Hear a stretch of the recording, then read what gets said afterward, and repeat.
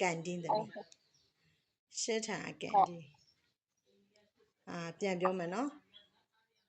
ရေရုပ်ဖြင့်နှစ်စဉ်သုံးပစ္စည်းကြာအိမ်ကိုရဆေးကြီးတာဟောင်းကြိုဆိုတာအရန်ကြတယ်ရင်းဟန်အပန်ရှစ်ထန်ဆိုတာကန်တင်းနော်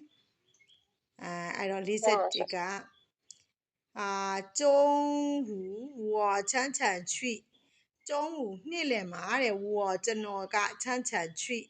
အမြဲသွားတယ်ရွှေလျှောက်ကျောင်းမှာ吃饭ထမင်းစားတယ်ပေါ့ကျောင်းမှာထမင်းစားတဲ့နေရာဆိုဘယ်နေရာဖြစ်မလဲရှစ်ထန်နော်နောက်42ဝန်老师တဲ့ဝန်ဆရာကပူကြိုက်ပန့်公室ရုံးခန်းမှာမရှိပါဘူးတဲ့ထားကြိုက်သူကဘာမှရှိမှာလဲနေရာပြပုံနှစ်ခုပဲရှိ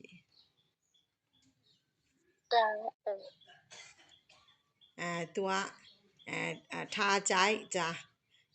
ကြာနေသူကအိမ်မှာပဲနေရာနှစ်ခုရှိရပေါ့နော်ကြာအိမ်ရင်းဟန်ဗန်ပေါ့နော်နေရာနှစ်ခုရှိရတကယ်လို့ဟိုဖြစ်တယ်ဆိုလို့ရှိရင်မထည့်ထားလဲရသေးတယ်နော်ဘာဖြစ်နိုင်လဲပေါ့နော်နောက်တစ်ခုကကြာ43这个箱子里ဒီတစ်တာထဲလီမြတ်ဒီတစ်တာထဲမှာတဲ့ရှစ်ရှိပါတယ်ရီရှဲတွေဆိုတော့တပိဘာဖြစ်တစ်တာနေ့စဉ်သုံးပစ္စည်းရေရုပ်ဖြစ်နေ့စဉ်သုံးပစ္စည်းပေါ့နော်ဒီမှာပူကြန့်ကျွေးကျင်ရှမ်းထီအောင်အခုတလောကျမ်းမာရေးရန်ကျမ်းမာရေးချင်းနေဘလို့ရှိလဲတဲ့ဆိုတော့တမီအရှိရဘာဖြစ်မလဲမတွေ့ဘူးတဲ့မတွေ့ဘူးဆိုတော့အရှိရဘာဖြစ်မလဲ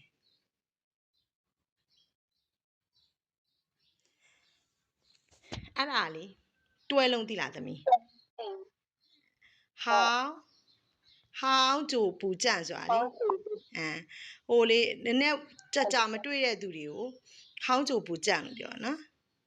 မတွေ့ရကြတဲ့သူတွေဟောင်းကြိုပူကြန့်မတွေ့ရကြပြီနော်ကြွေးချင်းစမ်းထီစမ်းမရအခုကျမကြီးချင်းနေဘလို့ရှိလဲအဲ့လိုမျိုးမေးတာနော်သမီးဟောင်းကြိုပူကြန့်ဒါတွဲလုံးသိရဆိုလို့ရှိရင်တော့သမီးဟောင်းကြိုရေးတွေကဒီမှာပူကြန့်လာရှာလိုက်ရတယ်ပေါ့နော်အခုသမီးတွဲလုံးသိသွားပြီဆိုရင်နောက်ကြရှာရင်လွယ်သွားပြီနော်ဟောင်းကြိုပူကြန့်可以呢可以了是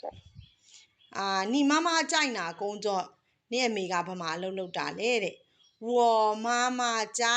ဟုတ်ပြီအဲ့ဆို工作